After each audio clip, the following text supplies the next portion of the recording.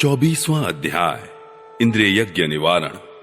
श्री सुखदेव जी कहते हैं, परीक्षित, भगवान श्री कृष्ण बलराम जी के साथ वृंदावन में रहकर अनेकों प्रकार की लीलाएं कर रहे थे। उन्होंने एक दिन देखा कि वहां के सब गोप इंद्र यज्ञ करने की तैयारी कर रहे हैं। भगवान श्री कृष्ण सबके अंतर्यामी और सर्वज्ञ हैं। उनसे कोई बात छिपी नहीं थी, वे सब जानते थे। फिर भी विनयावनत होकर उन्होंने नंद बाबा आदि बड़े बूढ़े गोपों से पूछा, पिताजी, आप लोगों के सामने यह कौन सा बड़ा भारी काम, कौन सा उत्सव आ पहुंचा है? इसका फल क्या है? किस उद्देश्य से कौन लोग किन साधनों के द्वारा यह यज्ञ किया करते हैं? पिताजी, आप मुझे यह अवश्य बतलाइए। आप मेरे पिता हैं और मैं आपका पुत्र। ये बातें सुनने के लिए मुझे बड़ी उत्कंठा भी है। पिताजी, जो संत पुरुष सबको अपनी आत्मा मानते हैं, जिनकी दृष्टि में अपने और पराये का भेद नहीं है, जिनका न कोई मित्र है न शत्रु और न उदासीन, उनके पास छिपाने की तो कोई बात होती ही नहीं। परंतु यदि ऐसी स्थिति न हो तो रहस्य की बात शत्रु की भांति उदासीन से भी नहीं कहनी चाहिए। मित्र तो अपने समान ही कहा गया है, इसलिए उससे कोई बात छिपाई नहीं जाती। यह संसारी मनुष्य समझे बेसमझे अनेकों प्रकार के कर्मों का अनुष्ठान करता है। उनमें से समझ बूझकर करने वाले पुरुषों के कर्म जैसे सफल होते हैं, वैसे बेसमझे के नहीं। अतः इस समय आप लोग जो क्रिया योग करने जा रहे हैं, वह सुहृदों के साथ विचारित शास्त्र सम्मत है अथवा लौकिक ही है, यह सब जानना चाहता हूं। आप कृपा करके स्पष्ट रूप से बतलाइए। नंद बाबा ने कहा, बेटा, भगवान इंद्र वर्षा करने वाले मेघों के स्वामी हैं। ये मेघ उन्हीं के अपने रूप हैं। वे समस्त प्राणियों को तृप्त करने वाला एवं जीवन दान करने वाला जल बरसाते हैं। मेरे प्यारे पुत्र, हम और दूसरे लोग भी उन्हीं मेघपति भगवान इंद्र की यज्ञों के द्वारा पूजा किया करते हैं। जिन सामग्रियों से यज्ञ होता है, वे भी उनके बरसाए हुए शक्तिशाली जल से ही उत्पन्न होती है। उनका यज्ञ करने के बाद जो कुछ बच रहता है, उसी अन्न से हम सब मनुष्य अर्थ, धर्म और काम रूप त्रिवर्ग की सिद्धि के लिए अपना जीवन निर्वाह करते हैं। मनुष्यों के खेती आदि प्रयत्नों के फल देने वाले इंद्र ही हैं। यह धर्म हमारी कुल परंपरा से चला आया है। जो मनुष्य काम, लोभ, भय अथवा द्वेषवश ऐसे परंपरागत धर्म को छोड़ देता है, उसका कभी मंगल नहीं होता। श्री सुखदेव जी कहते हैं, परीक्षित, ब्रह्मा, शंकर आदि के भी शासन करने वाले केशव भगवान ने नंद बाबा और दूसरे व्रजवासियों की बात सुनकर इंद्र को क्रोध दिलाने के लिए अपने पिता नंद बाबा से कहा। श्री भगवान ने कहा, पिताजी, प्राणी अपने कर्म के अनुसार ही पैदा होता और कर्म से ही मर जाता है। उसे उसके कर्म के अनुसार ही सुख दुख, भय और मंगल के निमित्तों की प्राप्ति होती है। यदि कर्मों को ही सब कुछ न मानकर उनसे भिन्न जीवों के कर्म का फल देने वाला ईश्वर माना भी जाए, तो वह कर्म करने वालों को ही उनके कर्म के अनुसार फल दे सकता है। कर्म न करने वालों पर उसकी प्रभुता नहीं चल सकती। जब सभी प्राणी अपने अपने कर्मों का ही फल भोग रहे हैं, तब हमें इंद्र की क्या आवश्यकता है? पिताजी, जब वे पूर्व संस्कार के अनुसार प्राप्त होने वाले मनुष्यों के कर्म फल को बदल ही नहीं सकते, तब उनसे प्रयोजन? मनुष्य अपने स्वभाव के अधीन है, वह उसी का अनुसरण करता है। यहां तक कि देवता, असुर, मनुष्य आदि को लिए हुए यह सारा जगत स्वभाव में ही स्थित है। जीव अपने कर्मों के अनुसार उत्तम और अधम शरीरों को ग्रहण करता और छोड़ता रहता है। अपने कर्मों के अनुसार ही यह शत्रु है, यह मित्र है, यह उदासीन है, ऐसा व्यवहार करता है। कहां तक कहूं, कर्म ही गुरु है और कर्म ही ईश्वर।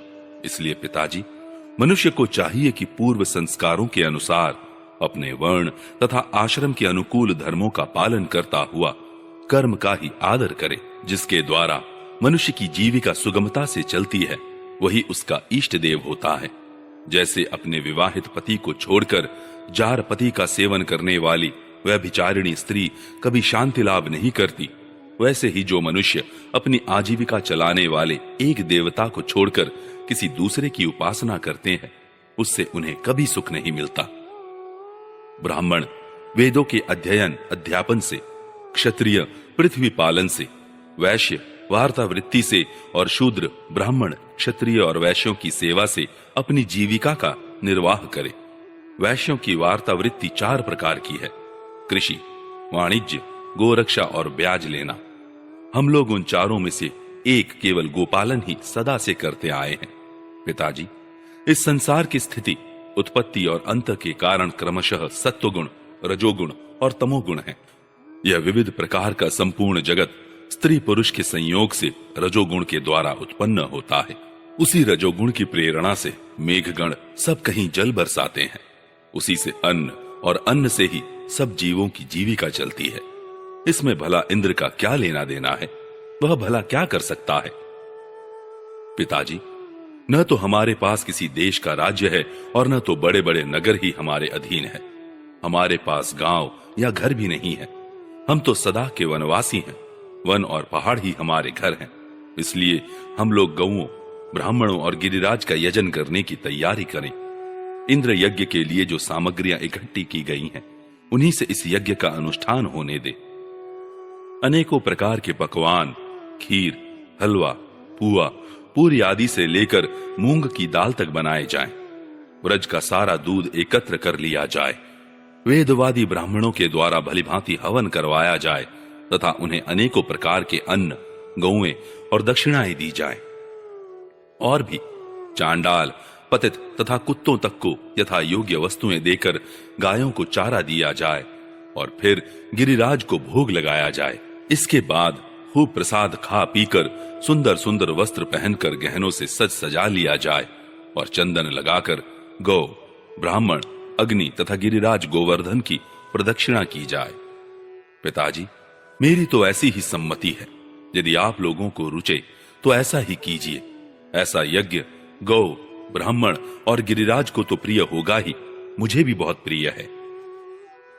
श्री सुखदेव जी कहते हैं, परीक्षित, कालात्मा भगवान की इच्छा थी कि इंद्र का घमंड चूर चूर कर दे। नंद बाबा आदि गोपों ने उनकी बात सुनकर बड़ी प्रसन्नता से स्वीकार कर ली। भगवान श्री कृष्ण ने जिस प्रकार का यज्ञ करने को कहा था, वैसा ही यज्ञ उन्होंने प्रारंभ किया।